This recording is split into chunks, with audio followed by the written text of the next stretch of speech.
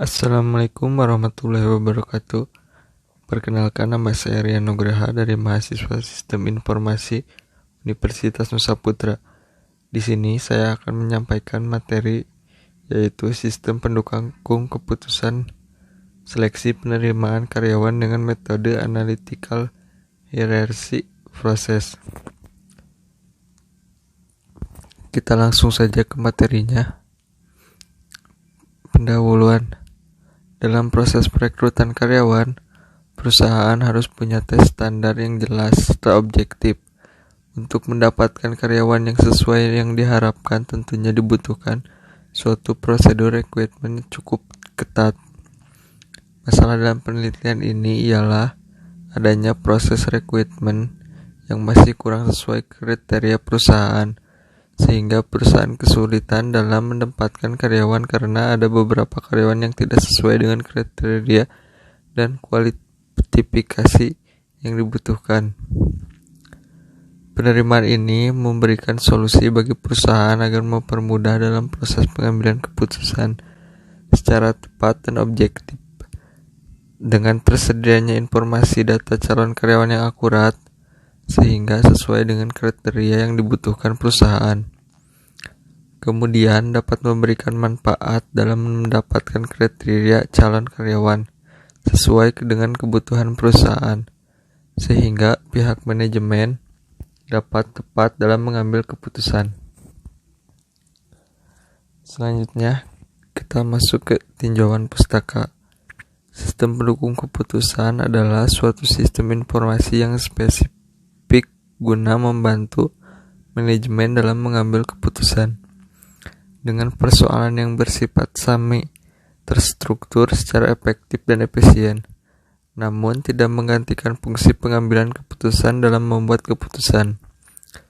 Dalam metode AHP merupakan salah satu model dalam pengambilan keputusan yang dapat membuat kerangka berpikir manusia.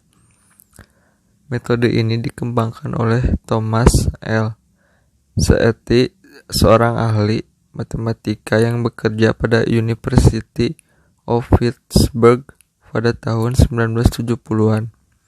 Dasar berpikirnya, metode AHP adalah proses membentuk skor secara numerik untuk menyusun ranking setiap alternatif keputusan berbasis pada bagaimana sebaiknya alternatif itu dicocokkan dengan kriteria pembuat keputusan. Selanjutnya, dalam metode penelitian. Tahapan penelitian ini dilakukan sebagai berikut ini. 1. Objek penelitian. Objek dalam penelitian ini berlokasi di PT XYZ. Identifikasi masalah. 2. Identifikasi masalah. Permasalahan pada penelitian ini adalah sulitnya membuat keputusan dalam menetapkan karyawan baru. 3. Pengumpulan data. Pada penelitian dilakukan dengan wawancara, observasi, dan studi literatur. Data diambil di PT XYZ pada bulan Mei 2019. 4. Variabel yang diambil dalam penelitian diantaranya tes tulis, wawancara, soft skill, experience, dan grooming. 5. Pengolahan data. Dalam penelitian, proses pengolahan data menggunakan Microsoft Excel. Proses metode AHP. Proses penyusunan metode algoritma AHP adalah sebagai berikut. 1. Mengidentifikasikan permasalahan dan menentukan tujuan. Bila AHP digunakan untuk memilih alternatif atau menyusun prioritas alternatif, maka tahap ini dilakukan pengembangan alternatif. 2. Menyusun masalah ke dalam suatu struktur hierarki, sehingga permasalahan yang kompleks dapat ditinjau dari sisi yang detail dan terukur. 3. Menyusun prioritas untuk tiap elemen masalah pada setiap hierarki. Prioritas ini dihasilkan dari suatu matriks perbandingan berpasangan antara seluruh elemen pada tingkat hierarki yang sama. 4. Melakukan pengujian. konsistensi terhadap perbandingan antara elemen yang didapatkan pada tiap tingkat hierarki. Thomas L. Saaty membuktikan bahwa indeks konsistensi dari matriks berordo min n. Dalam proses ini dilakukan proses decomposition dengan goal karyawan baru menggunakan 5 kriteria dari calon karyawan VTXYZ. Selanjutnya, pengumpulan data terbagi menjadi 2, yaitu data primer dan data sekunder. Data primer adalah pada penelitian ini data primer didapatkan dengan teknik observasi dengan 5 kriteria, yaitu tes tulis, wawancara, soft skill, experience, grooming. Dengan masing-masing kriteria memiliki bobot yang telah ditentukan oleh perusahaan. Bobot kriteria. Selanjutnya data sekunder. Data sekunder dalam penelitian ini diperoleh beberapa data sekunder. Selanjutnya kita ke hasil dan pembahasan. Itu ada beberapa ini matrik perbandingan dapat dilihat dari tabel.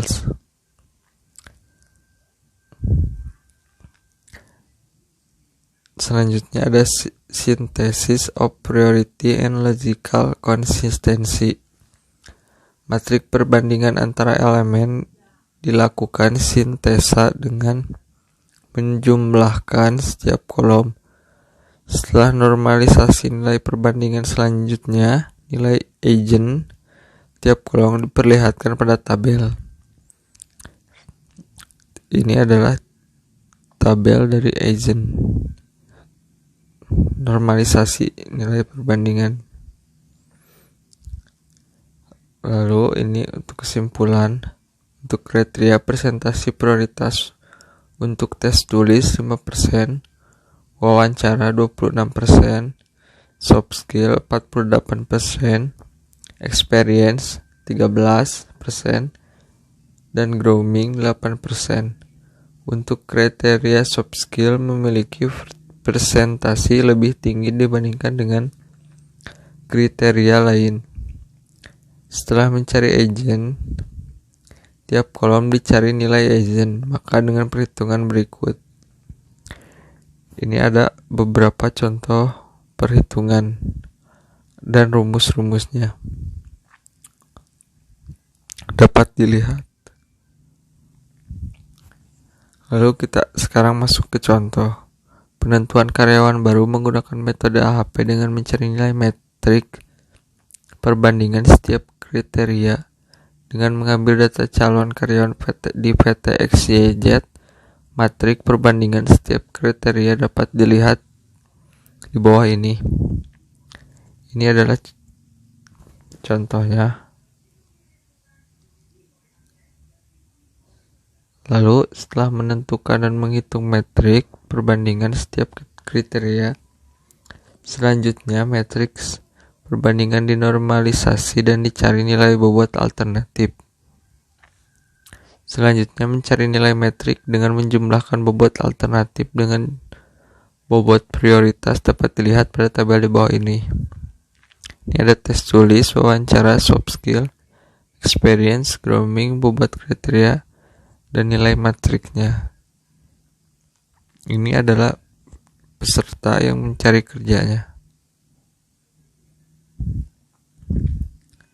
Lalu nilai matrik tertinggi adalah rekomendasi karyawan baru dengan menggunakan metode AHP. Nilai tertinggi dapat dilihat dari tabel dengan cara meranking metrik tersebut. Ini adalah hasil dari tadi. Lalu kita masuk ke implementasi sistem. Ada tampilan dashboard, tampilan loker, serta laporan pelamar atau laporan tampilan pelamar. Kita masuk ke pengujian sistem. Penelitian ini menggunakan metode SQA, Software Quality Assurance, Dalam pengujian sistem yang dibuat terdapat 8 standar metrik. Pengujian yang digunakan diantaranya yaitu auditability dengan standar bobot 0,125, accuracy dengan standar bobot 0,125, lalu completeness dengan standar bobot sama yaitu 0,125, serta error toleransi dengan standar bobot 0,125, expandability dengan standar bobot yaitu 0,125. Selanjutnya operability dengan standar bobot 0,125. Simplicity dengan standar bobot masih sama, dan training dengan standar bobot sama juga. Adapun hasil pengujian setelah dihitung mendapatkan skornya yaitu hasil tadi ditambah-tambah. Lalu hasil uji menghasilkan nilai 82,7 yang diuji pada 5 orang responder, diantaranya pimpinan HRD, administrasi, karyawan, staf IT, serta salah seorang calon karyawan. Hal ini dapat diartikan bahwa sistem dikategorikan baik dengan standar minimal kualitas uji SQE sekitar 80. Kesimpulannya, setelah dilakukan proses analisis bahwa penggunaan metode AHP dapat membantu pihak manajemen dalam memproses penyelesaian karyawan atau calon karyawan baru secara objektif. Dengan kriteria yang diuji diantaranya tes tulis, wawancara, soft skill, experience, dan grooming. Hal ini diperlihatkan melalui proses rankingan yang dilakukan terhadap 5 calon karyawan baru. Resta dengan nilai 0,21231 dengan ranking pertama.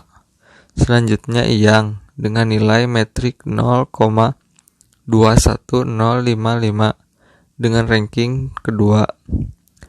Lalu ada Rudi dengan nilai metrik 0,21020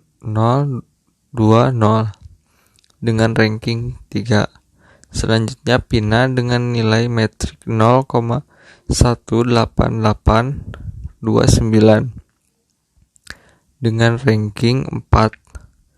Serta Alvin dengan nilai metrik 0,17865 dengan ranking kelima. Hasil pengujian sistem yang dibuat berbasis website dengan metode SQE diperoleh nilai uji 82,7. Hal ini dapat diartikan sistem dikategorikan baik yang diuji oleh 5 orang responden serta dapat digunakan secara signifikan oleh pihak manajemen.